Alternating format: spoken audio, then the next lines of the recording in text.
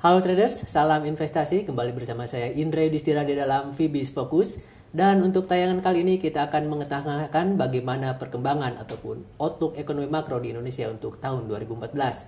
Dan untuk hal ini kami telah mengunjungi seorang senior ekonom di Bank Mandiri yaitu Bapak Andreas Moro. Selamat siang Pak Andri. Selamat siang Pak Indra. Terima kasih atas kesempatannya untuk melakukan wawancara ini. Ya. Dan patut kita catat adalah bahwa terdapat beberapa isu yang cukup penting terkait dengan perkembangan ekonomi makro Indonesia yang dipengaruhi oleh perkembangan ekonomi makro global. Di antaranya adalah dari The Fed Amerika Serikat yang diisukan akan menarik stimulus moneternya. Lalu bagaimana dampaknya terhadap perekonomian Indonesia? Untuk lebih jelasnya mari kita simak pemaparan dari Bapak Andreas Moro. Bagaimana Pak opini Bapak mengenai outlook ataupun kondisi makro Indonesia di tahun 2014 nanti, Pak? Baik, Pak Indra. Jadi kalau kita lihat perkembangan ekonomi makro 2014 memang tidak jauh dan tidak dapat dipisahkan dengan bagaimana kebijakan dari Bank Indonesia dan juga pemerintah di tahun ini.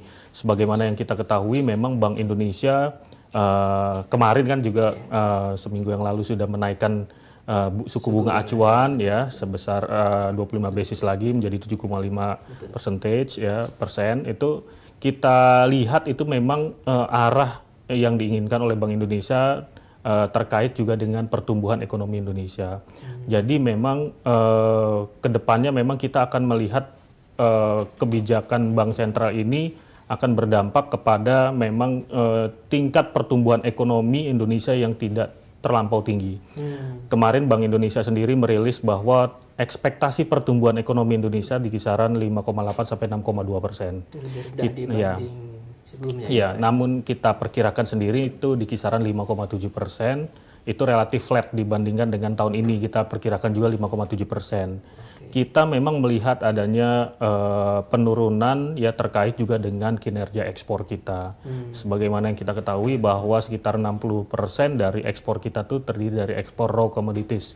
Sementara kita ketahui juga bahwa pertumbuhan ekonomi Cina, pertumbuhan ekonomi India, pertumbuhan ekonomi negara maju itu menjadi tantangan ke depannya. Apakah memang akan tetap tinggi, walaupun memang banyak lembaga nih sudah memperkirakan akan relatif meningkat, namun volatilitasnya masih besar dan ini akan berdampak kepada pertumbuhan harga komoditas juga. Sepanjang memang tidak meningkat, kami perkirakan memang akan tetap tertekan. Jadi ke depannya memang tantangannya ada dari sisi domestik dan dari sisi global. Namun kita perkirakan memang pertumbuhannya akan relatif flat. Adapun memang ada faktor-faktor pemilu ya. Di situ kita lihat berdasarkan data historis itu pemilu itu memiliki dampak positif sebenarnya dari sisi peningkatan konsumsinya.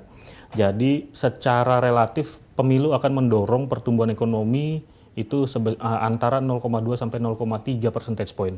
Artinya memang 5,7 itu sudah termasuk kita memasukkan dampak ekonomi pemilu. Kalau tidak memang relatif lebih rendah.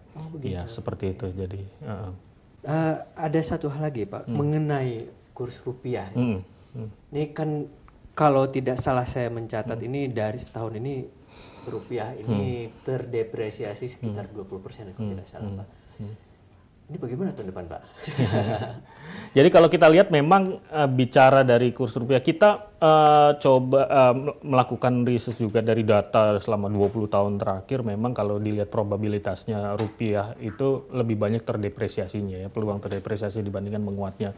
Memang kalau secara relatif misalnya kalau kita bandingkan sebalik lagi pada teori, kita juga masih, misalnya kita bicara exchange rate parity atau interest rate parity gitu ya, itu dibandingkan dengan inflasi Indonesia, inflasinya juga masih relatif tinggi. Negara yang misalnya secara relatif inflasinya lebih tinggi dibandingkan negara lain kan memang kursnya tendensinya akan relatif melemah.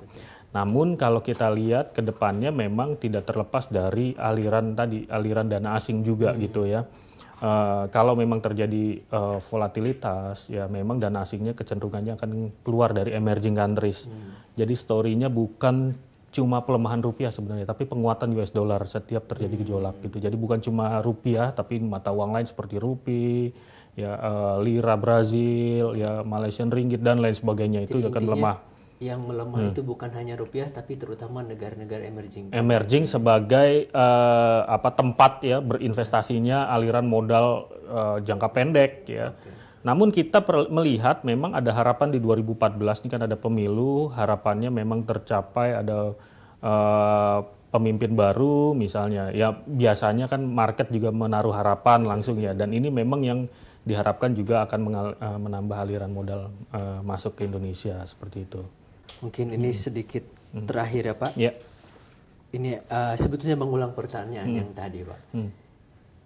Kalau pemilu nanti Pak, potensi terjadinya capital outflows itu kecil, besar, sedang atau tidak ada Pak? Gimana? Iya, ini memang memang menarik ya, sangat tricky ya, karena ini juga tidak terlepas dari bagaimana perkembangan ekonomi globalnya sendiri. Kalau ekonomi domestik kita tahu lah tantangannya adalah misalnya kita butuh structural reform tadi, reformasi struktural dalam hal industri untuk mengurangi defisit current account di Indonesia. Di kedepannya yang agak susah diprediksi bagaimana perkembangan kebijakan moneter dan fiskal di Amerika Serikat memang terkait dengan debt ceiling, terkait juga dengan bagaimana pemulihan ekonomi di Amerika Serikat apakah berlanjut atau tidak, terkait juga dengan kebijakan moneternya The Fed ya. Memang selama ini konsensus memperkirakan di bulan Maret gitu, dan memang bulan Maret itu setelah kesepakatan debt ceiling mengenai debt ceiling itu tercapai atau tidak di situ ya, itu sangat pas waktunya di situ. Jadi kalaupun itu terjadi memang tekanan untuk capital outflow-nya masih ada. Namun memang kalau kita lihat data dari IIF itu Institute of International Finance, itu memang menarik bahwa masih di tahun 2014 masih ada potensi kenaikan aliran modal portofolio ke emerging Asia. Ya, jadi dan bahkan arahnya ini relatif terbalik dengan yang foreign direct investment-nya. Kalau yang dari FDI-nya malah relatif melemah di 2014, namun yang portofolio itu malah meningkat ya di 2014 ke emerging Asia. Jadi diharapkan ke Indonesia juga akan relatif masih menguat. Dan saya harapkan sih memang kalaupun ada gejolak ya dari misalnya faktor domestik mungkin cuma sepanjang pemilu, karena memang biasanya investor kadang suka melakukan wait and see misalnya. Tapi pasca pemilu akan relatif baik lagi. Karena kalau kita lihat kondisi 2004, 2009 ya ketika pemilu sebenarnya tidak ada hal yang bergejolak di ekonomi Indonesia gitu. Pemirsa, terdapat suatu hal yang patut kita berikan suatu catatan, ialah bahwa untuk tahun 2014 nanti ternyata masih ada terjadi potensi terjadinya capital inflow. Ini cukup memberikan suatu kabar yang menggembirakan dan dapat disikapi dengan lebih optimis untuk pelaku pasar dan investor di Indonesia. Demikian Fibis Fokus untuk kali ini. Simak terus Fibis News untuk analisa ekonomi, bisnis, dan investasi yang tercepat dan terakurat. Salam Fibis.